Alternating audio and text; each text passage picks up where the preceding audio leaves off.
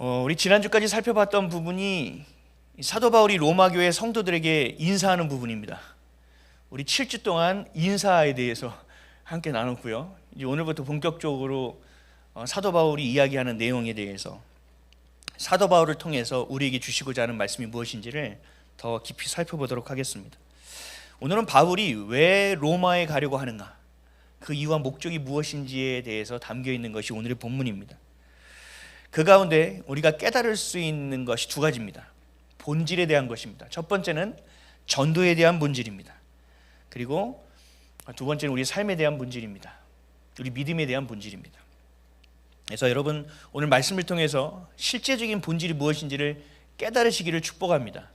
여러분들의 삶 가운데 살아가던 것을 빨리 내려놓으시고 0점을 십자가에 맞추시고 여러분의 생각이 옳다고 여기면 말씀을 보는 것이 아니라 말씀을 여러분들의 삶의 중심에 놓는 시간이 되십시오.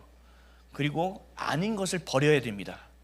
들으면서 내 생각에 빗대서 맞고 틀리고 해서 취하는 시간이 아니라 선포되는 하나님의 말씀을 붙드시고 아닌 것들을 버리는 시간이 되시기를 축복합니다. 그것이 거듭남이거든요. 하나님의 말씀은 그런 능력이 있는 줄 믿으시기 바랍니다. 첫 번째는요, 전도의 본질로의 회복입니다. 로마교회 성도들은 복음을 잘 전하고 있었습니다. 그렇죠? 너무나 복음을 잘 전해서 복음이 급속도로 퍼져서 유대인들이 이 그리스도 유대계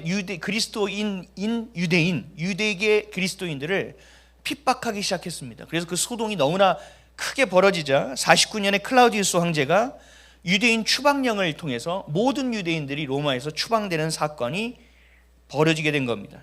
복음을 온전하게 아주 활발하게 잘 전했다는 거죠. 근데 이 복음이 거짓 복음이었는가? 아니면 다른 복음이었는가? 아니요, 제대로 된 복음이었습니다. 그래서 사도 바울이 뭐라고 했어요? 너희들이 복음을 잘 전하는 것은 내가 하나님께 감사한다고 얘기할 정도로 온전한 복음을 전했단 말입니다. 왜 그랬느냐? 이들은 예루살렘에서 백신문도가 마가다락방에서 기도하다 성령이 임재한 것을 목격한 자들입니다. 그들이 성령이 임재하여 그 몰래 숨어있던 다락방에서 이제는 박차고 문을 열고 나와서 많은 이들에게 예수가 그리스도라는 사실을 전하기 시작한 것을 목격한 사람들입니다. 그리고 그들의 입에서 쏟아나오는 그 방언들을 통해서 많은 사람들이 놀랐습니다. 엉터리 말이 아니라 그들이 이 말을 쓰더라, 그들이 이런 말을 하더라, 그래서 그들이 하나님께 영광을 돌리더라 하는 것들을 그들이 직접 목격했던 사람들입니다. 베드로가 예수를 그리스도라는 복음을 전할 때 수천 명이 회개하여 돌아오는 것을 직접 보았고, 그때 회심했던 사람들이 로마로 건너온 겁니다. 이런 것을 보고 우리는 뭐라고 얘기하느냐? 증인이라고 얘기하는 겁니다. 이들은 많이 배운 자들이 아닙니다. 여러분처럼 신약 성경이 있어서 성경을 깊이 보고 아는 자들도 아닙니다. 이들이 보고 할 수 있었던, 유일하게 복음을 전할 수 있었던 것은 뭐냐? 자신이 보았던 것을 전하는 것뿐입니다. 하나님이 진짜 하나님이시더라, 예수가 진짜 그리스도였더라, 성령께서 이렇게 하나님께서 임재하시는 순간 우리는 새롭게 될 수 있다. 우리의 삶이 구질구질하고 별거 없어 보이고 정말 벗어날 수 없는 인생 가운데 살아가고 있지만 그 가운데 우리에게 소망을 주시는 분이 있다라는 사실을 마음속으로 믿게 된 사람들이라는 거죠. 그래서 이들이 전할 수 있었던 건 뭐예요? 경험한 것을 이야기하는 것뿐이었습니다. 야, 방언이 뭔지 알아? 야, 기도하가 뭔지 알아? 야, 예수가 그리스도라는 게 뭔지 알아? 그거야. 그냥 그거였어. 그분이 얘기했던 게 그거 전부였어 라고 얘기하는 게 전부였다고요. 다른 게 없었다고요. 그런데 놀라운 일이 벌어진 거죠. 완전히 세속적인 도시, 완전히 문명의 도시, 정말 예수의 이름이 통하지도 않을 것 같은 향락과 쾌락이 너무나도 넘쳐났던 그 로마의 도시에 이 복음이 퍼져나가기 시작한 겁니다. 여러분, 이게 놀랍지 않습니까? 왜 이런 일이 벌어질 수 있었느냐? 그렇다면 우리가 전도할 때 여러분들 전도가 쉽습니까? 어렵습니까? 가서 아무리 주보를 전달해도 오는 사람이 있습니까? 여러분들이 아무리 선한 일을 베풀면서 복음을 전해도 교회 나오는 사람이 쉽습니까? 매우 어렵죠. 근데 이들은 어떻게 할 수 있었느냐는 거예요. 그래서 많은 사람들이 얘기해요. 제가 성경을 좀 더 배워야 전도할 수 있겠습니다. 아니요. 이들은 성경적 지식으로 전도한 것이 아닙니다. 이들은 설득한 것도 아닙니다. 이들에게 있었던 건 뭐냐? 확신입니다. 예수가 그리스도라는 확신 하나밖에 없었습니다. 우리의 어머니 세대, 여러분의 부모님 세대, 그 위 세대는 성경 잘 몰랐습니다.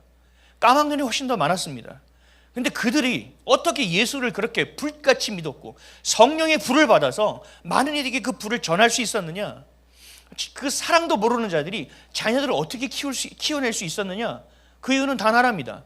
예수가 그리스도라는 것이 믿어진 것밖에 없습니다. 몇 장 몇 절에 무슨 말씀이 있고 어디 말씀에 무슨 말씀이 있고 사도 바울이 무슨 말을 했고 또 나중에 천년왕국이 어떻게 되고 이런 걸 잘 모릅니다.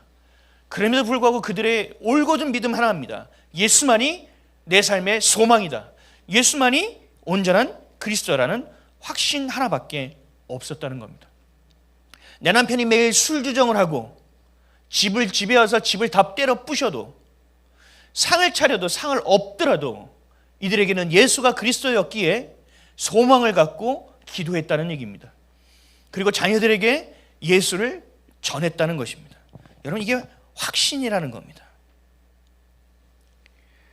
여러분에게 예수가 그리스도라는 것이시냐라는 걸 생각해야 돼요. 예수만이 그리스도냐, 아니면 여러분들에게 직장이 그리스도냐? 그리스도는 뭐예요? 구원자, 나에게 가장 중요한 것 아닙니까? 나에게 소망을 줄 수 있는 것, 나에게 생명을 줄 수 있는 것, 내가 살아갈 수 있게 할 수 있는 것, 그 그리스도. 혹시 여러분들의 직장이 그리스도냐? 아니면 내 남편과 내 아내가 그리스도냐? 내 자녀가 그리스도냐? 아니면 직장과 내 돈이 그리스도냐? 통장의 잔액이 그리스도냐? 아니면 예수만이 여러분의 그리스도냐? 예수만이 그리스도가 되지 않으니 여러분 안에 확신이 없는 겁니다. 확신이 없을 뿐만 아니라 믿어지지 않습니다. 그리고 믿을 수도 없습니다. 요한일서 말씀 한번 볼까요? 요한일서 2장 15절에서 17절 시작. 이 세상이나 세상에 있는 것들을 사랑하지 말라. 누구든지 세상을 사랑하면 아버지의 사랑이 그 안에 있지 아니하니 이는 세상에 있는 모든 것이 육신의 정욕과 안목의 정욕과 이생의 자랑이니 다 아버지께로부터 온 것이 아니요 세상으로부터 온 것이라.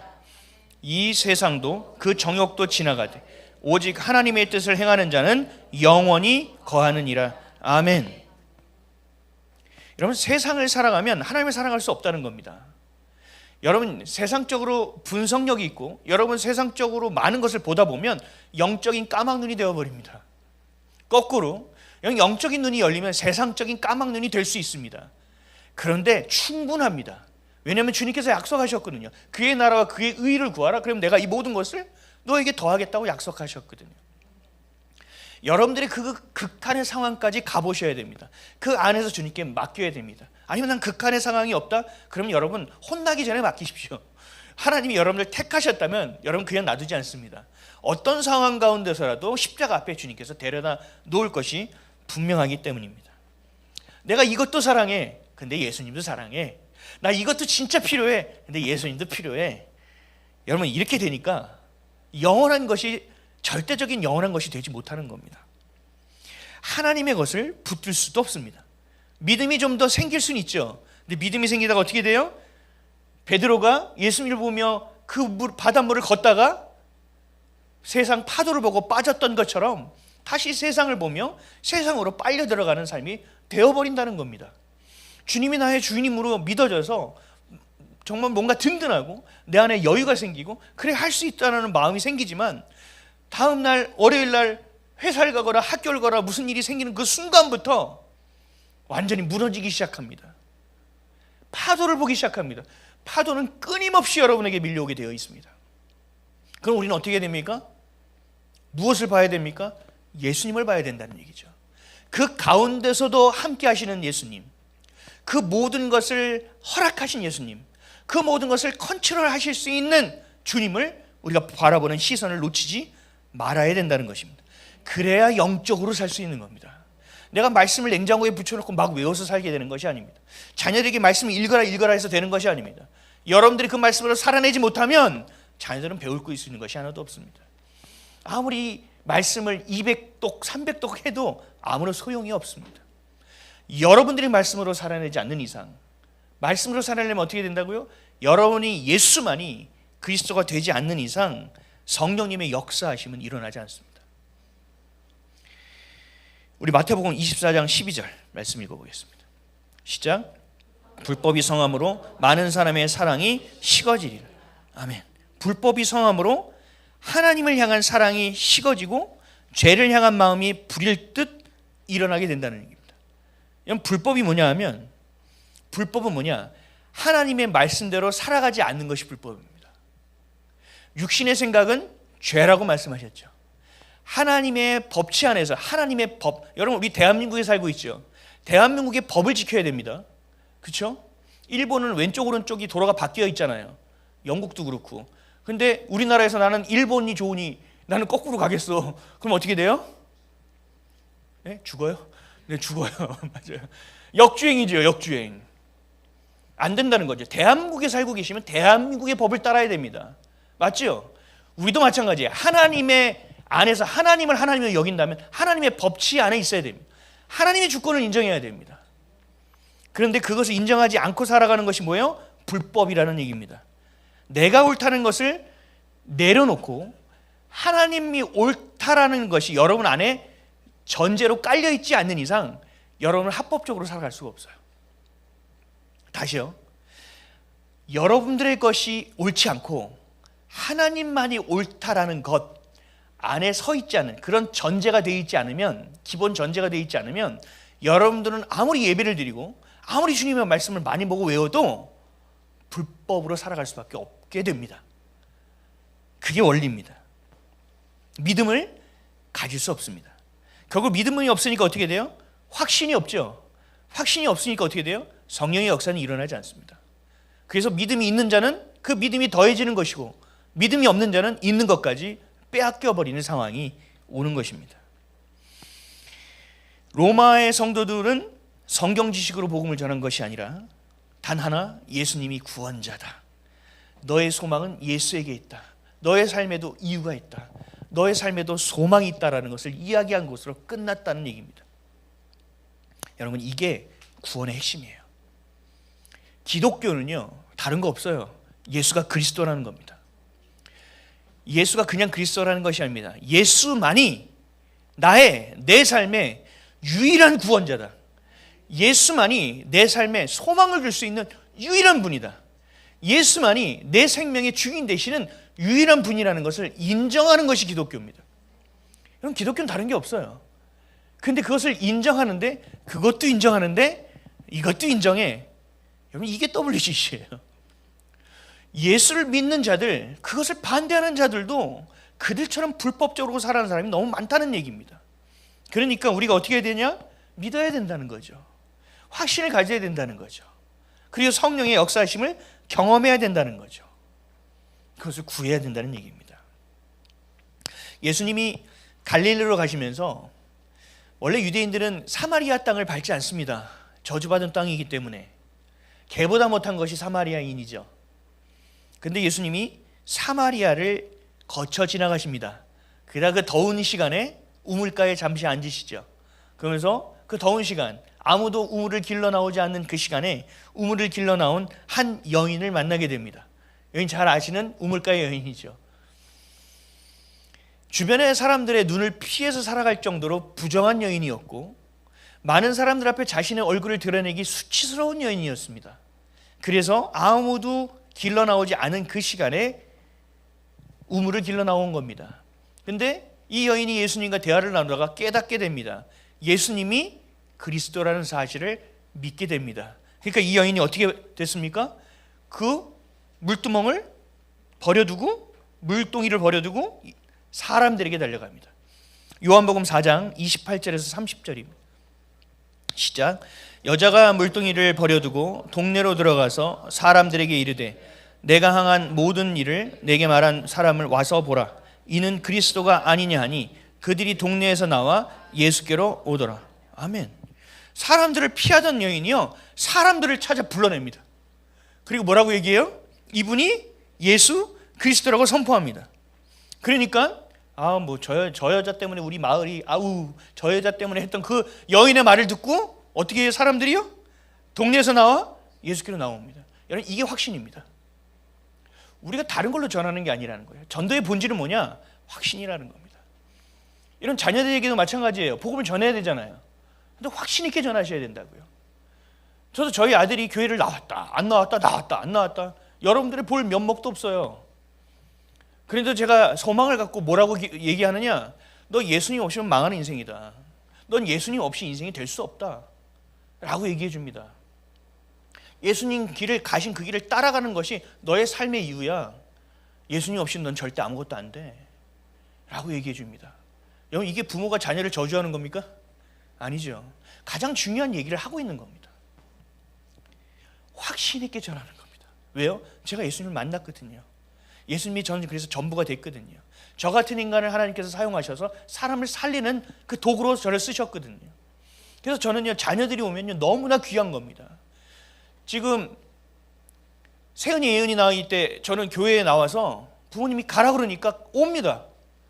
그리고 어떻게 하는지 아세요? 주보만 가지고 갑니다. 그래서 혼자 막 놀고 있다가 집에 가서, 처음 듣는데 저희 어머니가 쳐다보신 집에 가서 오늘 말씀이 이랬어 그리고 구라를 칩니다. 교회를 갔다 온 것처럼. 여러분, 그럼에도 불구하고 교회에 나오고 어떻게 나오든 교회에 나와서 앉아있던 것 자체가 굉장히 소망이 있는 아이들입니다. 그러니까 이 아이들을 어떻게 키워야 될까요? 감사함으로 키워야 되고, 안 되고 잘못되는 것을 보는 것이 아니라 이 아이를 하나님께서 어떻게 사용하실지를 소망을 갖고 칭찬해주고 응원해주고 격려해주고 쓰다듬어주고 안아주고 격려해줘야 되는 건 아닙니까? 근데 저도 그럴 때가 있어요. 집에 주일날 딱 들어가면 저희 아들이 밥 이것저것 그냥도 안 해먹어요. 얘가 셰프 그거 되는 애라 뭐 그릇이 몇 개가 꺼내져 있고 뭐 엉망진창입니다. 냄새가 가득하고. 그러면 그걸 딱 들어와서 진짜 야 이렇게 시작할 때도 있어요. 저도. 근데 대체로 어떻게 하느냐? 야, 굶지 않고 밥도 챙겨 먹었네. 야, 너는 그냥 먹지도 않고, 야, 너 진짜 스페셜하다. 야, 어떻게 이렇게 뭘 해 먹은 거야? 이렇게 물어봐요. 잘해 먹는구나. 야, 나중에 아빠도 좀 한번 해주면 안 되냐? 그렇게도 물어볼 때가 있어요. 여러분, 우리 자녀들에게 소망을 가지십시오. 또 자녀들은 부모 보니까 이제 자라다 보니까 부모가 별거 아닌 것처럼 보이죠. 우리 부모 한심해 보이죠. 그렇지 않아요, 여러분. 여러분, 인생을 살아보면요, 하루하루를 살아가는 게 얼마나 힘든지 모릅니다. 하루하루를 살아가는 게 얼마나 괴롭고 어려운 일인지 모릅니다. 그래서 저는 나이가 드신 분들 존경합니다. 그 나이 때까지 믿음을 지키고 살아온 것만으로도 너무나 훌륭한 겁니다. 근데 우리 엄마의 믿음은 이것밖에 되지 않고, 뭐 엄마 아빠 열심히 사는 것 같은데 이것밖에 안 되고, 건방 떨지 마시고 교만 떨지 마시고 감사하십시오. 전 아이들에게 얘기해요. 아빠 이거 못 사주죠? 못 사줘. 그러면 네, 다음에 사줄게. 네 생일날. 뭐 이런 식으로 얘기해요. 그런데 제가 뭐라고 얘기했느냐? 아빠는 가난해. 근데 주눅들 필요 없어. 해줄 수 있는데 안 해주는 거야. 왜? 약속이라는 것이 필요하고 모든 것을 다 사면서 살 수는 없는 거란다, 인생이. 그리고 아빠의 삶은 이렇지만 너의 삶은 다른 거야. 아빠의 삶을 가지고 너의 삶을 평가하고 판단하지 마라. 그리고 만족함을 배워야 돼. 감사함을 배워야 돼. 여러분, 확신이 있으면 전할 수 있게 되는 겁니다. 내가 해보지 않았으니까 공부해라. 내가 힘드니까 공부 좀 더 하면 잘 살 수 있을 것 같으니까 자기도 자기만의 확신을 가지고 얘기한다는. 아니요, 그게 되는 게 아닙니다. 사람을 피하던 여인이 사람들을 불러내면서 얘기하는 거죠. 예수가 그리스도다. 그럴 때 누가 역사하십니까? 성령께서 역사하시는 겁니다. 사도 바울이 빌립보에 이르렀을 때 자색 옷감 장수를 하는 루디아를 만나게 됩니다. 사도행전 16장 14절입니다. 읽겠습니다. 시작.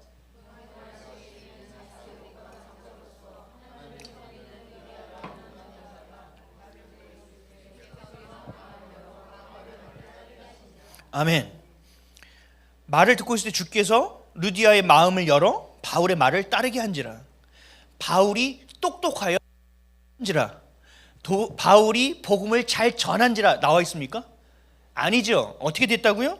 주께서 그 마음을 열었다고 되어 있습니다. 하나만 더 볼까요? 누가복음 24장 45절입니다. 시작.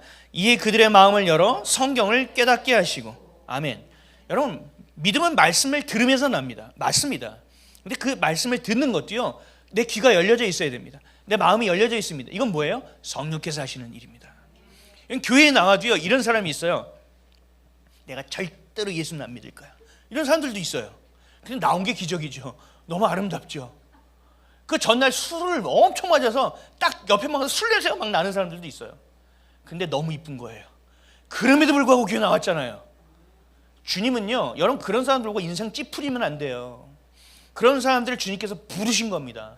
그렇다면 여러분 어떻게 기도해야 돼요? 성령님 역사하여 주십시오. 기도해야 됩니다. 여러분, 우리의 마음을 열 수 있는 분은 성령 하나님이시지 우리가 아닙니다. 말씀을 깨닫게 하시는 분도 내가 하는 것이 아니라 주님이 하시는 겁니다. 복음을 전하죠. 이 사람이 예수를 믿을까? 교회 올까? 여러분, 이런 생각하는 것 자체가 여러분 이미 잘못 생각하고 있는 겁니다. 우리는 주님이 마음을 주실 때 그냥 전하면 되는 겁니다. 예수님만이 당신의 그리스도가 되실 수 있습니다. 그리스도를 못 알아들으면 예수만이 당신에게 소망이 될 수 있습니다. 예수 믿으십시오 라고 기도해 주는 거예요. 또 얘기해 주는 거예요. 그럼 어떻게 해야 돼? 라는 눈빛이 딱 있는 순간 말씀을 대어 주셔야죠. 말씀을 읽으십시오. 지금 근데 교회 나가서 이 말도 못하겠어. 하도 이상한 교회가 너무 많으니까. 그러니까 여러분들이 하나님 주신 지혜로 또 성령께서 역사하시는 것을 통하여 그들에게 복음을 전하시기를 축복합니다. 내 삶을 주관하시는 성령 하나님을 여러분들이 인정하지 않는다면, 여러분들이 여전히 나만의 기준을 가지고 살아가고 있다면, 여러분이 어떤 선한 것을 하고 어떤 아름다운 것을 하더라도 그 목적과 동기는 선할 수 없습니다. 아무리 영적인 것을 하고 얘기해도 여러분이 그것을 육이 섞여버리는 순간부터 영적인 것이 되지 않습니다. 결국 우리의 믿음의 확신과 성령의 역사하심, 다시 말하면 성령께서 나를 사용하심으로 누군가에게 복음을 전하게 하시는 겁니다. 아멘이십니까? 그래서 여러분들이 귀가 열려 있어야 되는 겁니다. 이게 바로 전도의 본질입니다. 오직 예수만이 여러분들의 삶의 그리스도가 되심으로 확신 있는 복음을 전하는 저 여러분 되시기를 예수 그리스도 이름으로 축복합니다. 두 번째는요, 교회로서의 본질 회복입니다. 로마 성도들은 복음을 확신 있게 전했어요. 그래서 많은 사람들이 진짜 복음을 받아들였어요. 거짓 복음도 아니었고 다른 복음도 아니었어요. 근데 문제가 있었습니다. 그래서 사도 바울이 로마서를 쓰게 된 겁니다. 뭐였느냐? 교회 안에 분쟁이 있었습니다. 유대파 그리스도인과 헬라파 그리스도인들이 분쟁이 있었습니다. 성령의 강림을 목도했습니다. 복음이 무엇인지 알았습니다. 예수가 그리스도라는 사실도 마음으로 확신 있게 믿고 복음을 전했습니다. 그런데 이들 안에 뭐가 있었다고요?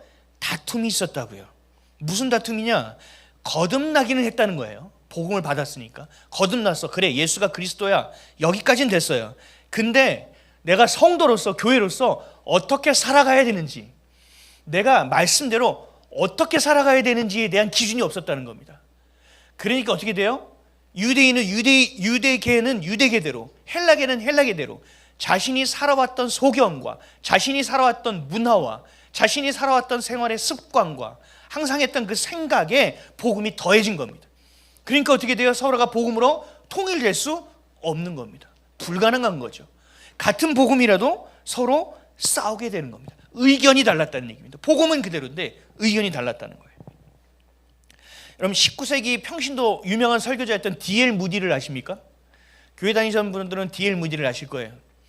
D.L. 무디는요, 전도를 엄청나게 한 사람입니다. 근데 잘 배우질 못했어요. 구두를 닦았어요. 그런데 예수님을 만났어요. 그래서 주일학교에서 애들을 가르치고 싶었어요. 근데 교회에서 딱 보니, 무디를 보니 이거 배우지도 못했고 구두 닦고 어떻게 애들을 맡길까? 그래서 안 돼 라고 얘기했어요. 애들 못 줘. D.L. 무디가 얘기한 거죠. 그러면 그냥 교사로만 인정해 주시면 애들 안 주셔도 돼요. 제가 애들을 전도해서 오겠습니다. 그랬더니 뭐라고 하냐? 어차피 뭐 손해볼 거 없으니 그렇게 하든지 말든지 라고 얘기했어요. 그랬더니 무디가 애들을 전도하기 시작했는데 나중에 그 교회 성도보다 그 아이들이 많아지기 시작한 겁니다. 엄청난 일이죠. 왜요? 무디는 확신이 있었기 때문이에요. 근데 그 뒤는 사람들이 잘 몰라요. D.L. 무디가 전도하는 사람의 숫자는 셀 수 없이 많다라고 역사는 기록하고 있습니다. 근데 문제가 뭐냐? D.L. 무디를 통하여 회심한 사람들 중에 이단과 사이비에 빠진 사람들도 엄청나게 많다는 사실입니다. 여러분 이건 몰랐죠? 복음을 받아들여요. 내가 알아요. 근데 이게 그 의견이 다른 거예요. 생각이 다른 거예요. 왜? 하나님의 말씀을 어떻게 해석하고 하나님의 말씀을 내 삶에 어떻게 적용해야 되는지에 대한 것. 다시 말하면 그리스도인으로서의 역사관과 그리스도인으로서의 가치관과 그리스도인으로서의 세계관, 신앙관을 어떻게 세워져서 살아야 되는지에 대한 가르침을 받지 못했기 때문에 그런 것입니다. 다시 말하면 로마 교회에 양육의 기능이 없었다는 얘기입니다. 그래서 사도 바울이 로마서를 쓴 겁니다. 그래서 로마서는 뭐냐? 교리서라고 합니다. 로마서는 전체가 교리입니다. 뭐예요? 이들에게 하나하나 가르쳐야 됐기 때문에. 그리고 사도 바울이 얘기하죠. 이것을 먼저 보내고 내가 너에게 가기를 원한다는 거예요. 가서 직접 가르쳐 주겠다는 거예요. 이게 뭐예요? 이게 양육입니다. 그러니까 여러분들이 복음을 그냥 받고 교회만 설렁설렁 다니면 여러분 이런 상황이 되는 겁니다. 절대로 양육을 받지 않으면 안 됩니다. 양육을 받아야만 됩니다. 양육의 기능이 없었기 때문에 이렇게 됐다는 얘기예요. 오늘 보면 10절, 11절 말씀 한번 읽어볼까요? 시작. 어떻게 하든지 이제 하나님의 뜻 안에서 너희에게로 나아갈 좋은 길 얻기를 구하노라. 내가 너희 보기를 간절히 원하는 것은 어떤 신령한 은사를 너희에게 나누어 주어 너희를 견고하게 하려 함이니. 아멘. 어떻게 하든지 하나님의 뜻 안에서 너희에게 가기를 원한다는 겁니다. 가서 직접 가르쳐 주기를 원한다는 겁니다. 그 전에 먼저 서신을 보내준 겁니다. 교리서를 보내준 겁니다. 그리고 내가 보기를 간절히 원하는 것은 어떤 신령한 은혜를 너희에게 나누어 주어 너희를 견고하게 만들어 주겠다는 거예요. 여기서 신령한 은사는 뭐냐? 초자연적인 어떤 것을 이야기하는 것이 아닙니다. 여기서 신령한 은사는 기적이 일어나게 하는 것도 아닙니다. 바울이 뭐라고 신령한 은사를 내가 너에게 주겠다라고 얘기합니까? 하나님의 주권인데. 그러니까 이것은 신령한 은사가 우리가 생각하는 어떤 은사적인 개념이 아닙니다. 이것은 뭐냐? 하나님의 말씀입니다. 다툼과 분쟁을 그치고 하나님의 바른 말씀, 정확한 말씀, 지금으로 얘기하면 바른 교리를 가르쳐서 너희들에게 분쟁이 없게 함으로 하나가 되게 하여 교회를 견고하게 세우게 하겠다는 것이 이 바울의 이야기입니다. 로마서를 쓰고 로마에 오기를 원하는 얘기입니다.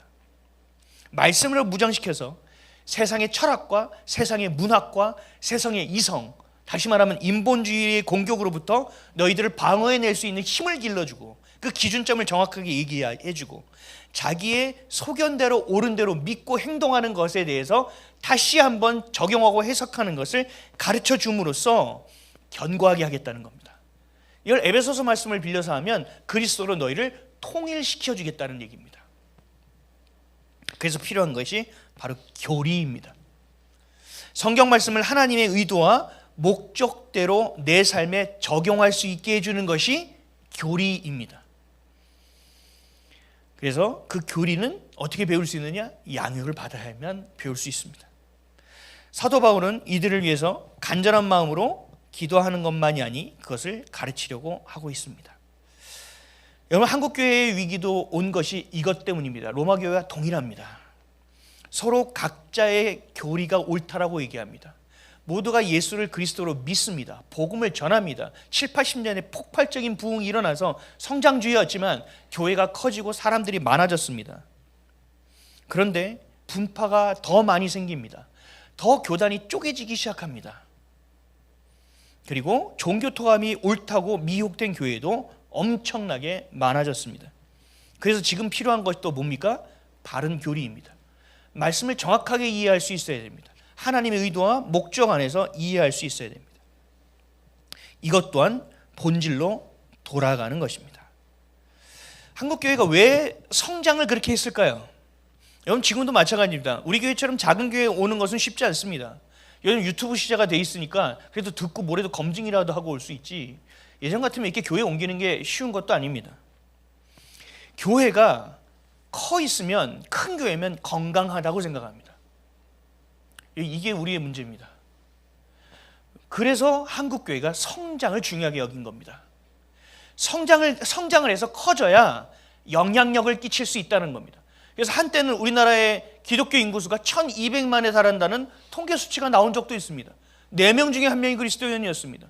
제가 학교 다닐 때 교회 다니는 사람 흔들어 그럼 막 절반 이상이 들었습니다. 막 절반 가까이가. 근데 지금은요, 우리 애들 학교 다니는 애들 교회 다니는 사람 손들은 1명, 2명밖에 없을걸요. 교회로 막 몰려들었다는 거예요. 1200만, 지금 상상도 안 되는 숫자입니다. 근데 양육이 없었습니다. 바른 교리를 가르치지 않았습니다. 어떻게 하면 잘 살 수 있는지만 가르쳤고, 어떻게 하면 너의 그 허망한 삶에서 벗어날 수 있는지만 가르쳤어요. 그러니까 복음을 가르치긴 했다는 거죠. 그런데 어디로 치우쳤어요? 성장입니다. 자기중심입니다. 번영입니다. 부유함입니다. 이건 기독교가 아닙니다. 기독교는 잘 사는 종교가 아닙니다. 기독교는 뭐가 잘 되려는 종교가 아닙니다. 기독교는요, 예수만이 그리스도인 것을 믿는 사람들이 모인 것입니다. 결과를 보면 알 수 있죠. 그 한국교회가 어마어마하게 성장했지만 한국의 사회가 변했습니까? 그런 선한 영향을 끼쳤습니까? 결과로 보면 우리는 명확하게 알 수 있습니다. 등치는 커졌죠. 등치는 커졌어요. 얼마 전에 제가 저는 야구를 좋아해서 야구 영상을 보는데 초등학교 오타니가 뭐 나타났다 그래서 영상을 하나 봤더니 초등학생들 다 요만한데 한 애가 180인가 그래요. 애가 뭐 투수가 조그만 애가 던졌는데 깡 하고 이렇게 막 날아가요. 상대가 안 돼요. 1루에서 2루 뛰는데 성큼 몇 번 걸면 2루에 가 있어요. 이게 뭐 부딪히면 막 날아가요. 여러분, 우리가 마치 이런 거예요. 이건 실력은 아니죠. 이건 피지컬이죠. 물론 피지컬도 실력이긴 하지만 교회가 덩치는 커졌는데요, 성숙함이 없어요. 교회가요, 막 힘은 생겼는데요, 어디에 써야 될지 몰라요. 그러니까 어떻게 됐어요? 교회가 질서가 무너지는 겁니다. 어른이 아닌데 커가지고 나이가 있으니까 어른인 척은 하는 거예요. 그러니까 어떻게 집안 꼴이 어떻게 됐어요? 엉망진창이 되는 거죠. 마치 한국 교회가 이런 겁니다. 교회 질서가 무너지고 각자의 소견대로 말씀을 해석하고 세상의 철학과 문화, 인본주의가 혼합돼서 이 기복적인 것이 전부가 되는 것이 번영신학입니다.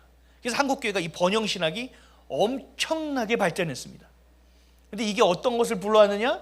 번영신학을 얘기하는 것이 신사도운동인데 그 신사도운동과 연결되어서 우리나라가 신사도운동의 사역자들이 어마어마하게 와서 예언하는 나라가 되어버렸어요. 그 신사도운동을 가장 많이 하는 게 플러신학교라는 곳인데 우리나라의 웬만한 목회자들 거의 대부분 박사학위 받았던 사람들은 플러신학교 출신입니다. 이런 영향력이 됐다는 거죠. 또 가난한 자, 약한 자들 도와야 하잖아. 맞죠? 그러나 그것만을 위한 것이 아니거든요. 하나님의 주권 안에서 해야 되는 거거든요. 그러니까 가난한 자, 약한 자의 하나님, 예수님, 이번에 킹 오브 킹스도 마찬가지예요. 예수님을 그렇게 만들어버렸어요. 자유주의 신학, 좌파 계열의 이 교회들이 자유주의 신학, 성경 외의 것들을 얘기하는, 그래서 어떻게 해서 민중신학을 만들어낸 겁니다. 예수님은 연약한 자의 하나님이야, 예수님이야. 운동권의 예수님이야. 또 인권을 중요하게 얘기하니까 어떻게 돼요? 나 아버지랑 관계가 안 좋으니까 나 하나님 아버지로 안 부르고 하나님 어머니로 부를래. 이 페미니즘 신학이 나오기 시작하고 이제는 동성애도 인권이라고 말하는 퀴어 신학과 같은 엉터린 교리가 이 땅에 판을 치게 만드는 겁니다. 판을 치게. 그래서 한국교회는 본질로 돌아와야 됩니다. 말씀을 통해서 우리에게 무엇을 말씀하신지를 겸손하게 들을 수 있어야 됩니다. 사실 한국교회가 한국 사회를 망쳐놓은 겁니다. 순수하고 순결하게 기독교의 신앙을 가지고 있던 나라가 이 나라입니다. 그 성장주의로 치닫고 그 성장주의 안에서 내적 치유라는 것을 얘기하고 내적 치유 안에서 또 무슨 영성훈련을 강조하고 이 모든 것이 하나님 중심이 아니라 사람 중심의 신학이 되어버리고 교리가 되어서 교회의 본질을 잃어버렸다는 얘기입니다. 그러니까 WCG나 WEA가 이 땅 가운데 편만해지는 건 당연한 일입니다. 그래서 지금 우리는 어떻게 됩니까? 그 징계와 심판 안에서 알곡이 되어지는 그런 시간들을 보내야 되는 겁니다. 마치 대속죄일에 절기를 보내는 것처럼 우리가 주님 앞에 회개하며 나아가지 않는다면 절대로 우리는 알곡이 되지 못하고 열매가 되지 못한다는 얘기입니다. 이 척박한 상황 가운데서 예수를 그리스도로 섬기는 저와 여러분이 되어야 될 줄 믿으시기를 축복합니다. 그래서 수천 명이, 수만 명이 되는 교회, 성장을 이루는 교회, 근데 그 안에서 분열이 있는 교회는 필요 없습니다. 우리처럼 몇 명 되지 않아도, 수십 명이 되지 않아도 여러분 화목하게 성숙하게 하나님을 향한 교회가 맞습니다. 잠언 17장 1절입니다. 시작. 마른 떡 한 조각만 있고도 화목하는 것이 제육이 집에 가득하고도 다투는 것보다 나으니라. 여러분 아멘이십니까? 아멘이잖아요. 제육덮밥 좋아하십니까? 오늘 점심 메뉴가 제육이라는데, 여러분 먹고 사는 것을 전부로 여기면 안 된다는 거예요.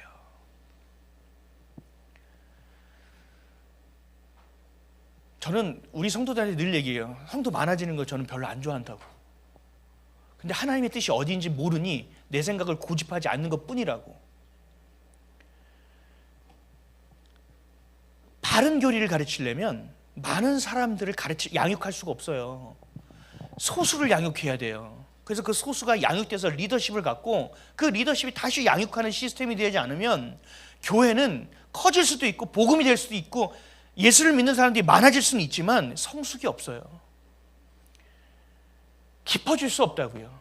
그럼 신앙을 지켜낼 수 없다는 얘기입니다. 그럼 본질로 살아갈 수 없다는 얘기입니다. 결국 열매가 되지 못한다는 얘기예요. 결국 뭡니까? 하나님 나라에 갈 수 없다는 얘기예요. 그래서 제가 여러분들에게 때로는 단호한 겁니다. 이 교회 나온 지 얼마 안 되시는 분들은 잘 모르시겠지만 제가 일부러 여러분들에게 단호할 수밖에 없습니다. 왜냐하면 위로받고 싶어서 저한테 얘기하지만 전 위로를 해줄 수 없습니다. 일단 중요한 건 뭐예요? 말씀의 중심을 먼저 얘기해 줘야 됩니다. 그럴 수밖에 없습니다. 왜요? 바른 교리를 가르치는 게 먼저예요. 그리고 나서 위로를 해줘야 돼요. 아니면 어떻게 되는지 아세요? 계속 위로가 먼저가 되어버립니다. 순서가 바뀝니다. 또 품어줘야죠. 품어줘야 될 땐 품어줘야 됩니다. 그런데 그거보다 제가 여러분들이 먼저 하는 건 선명한 말씀으로 여러분들이 먼저 책망하죠. 그러니까 저도 미안할 때가 많아요. 근데 그렇게 하지 않으면 여러분 우리 교회는 숫자도 없을 뿐만 아니라 이 없는 숫자 안에서 또 분열합니다. 이거는 진짜 최악입니다. 최악. 여러분 하나님이 기뻐하시는 것이 무엇이냐? 이 교회의 본질은 무엇이냐? 하나님이 교회를 세우시고 여러분 교회를 세우고 성도를 세우고 불러주신 이유는 뭐냐? 로마와 같이 세속된 곳에 그들을 불러서 복음을 전하게 하시는 하나님의 이유는 뭐냐? 그토록 쾌락이 찌든 곳에 복음이 어떻게 확산된 거냐?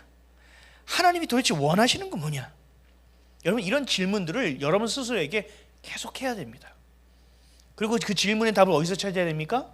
바른 교리 안에서 찾아내야 됩니다. 그 기초가 잘 쌓여져야 됩니다. 근데 문제는 이 교리를 접하면 이 교리가 내 안에 질서가 만들어지는데 이게 율법화될 수 있다라는 단점을 가지고 있습니다. 그래서 우리 교회는 여러분들이 하나님의 관계를 도와주고 예배가 회복되고 하나님 안에서의 기도가 회복되게끔 하고 그 훈련을 하고 나서 맨 마지막에 교리를 가르칩니다. 그래야 여러분들이 주님과의 관계가 온전할 수 있어요. 복음을 받아들이고 그 복음 안에서 하나님이 누구인지를 깨닫고 그 말씀을 가지고 내 삶에 적용하고 내 세상을 해석할 수 있는 눈이 생기면서 교리가 여러분 안에 들어와야 비로소 명확하게 기준이 선단 말이에요. 여러분 이렇게 되면 흔들리지 않아요. 내가 말씀을 잘 몰라도 이건 옳다 그르다는 정확하게 분별할 수 있어요. 지금 시대는 그게 필요하거든요.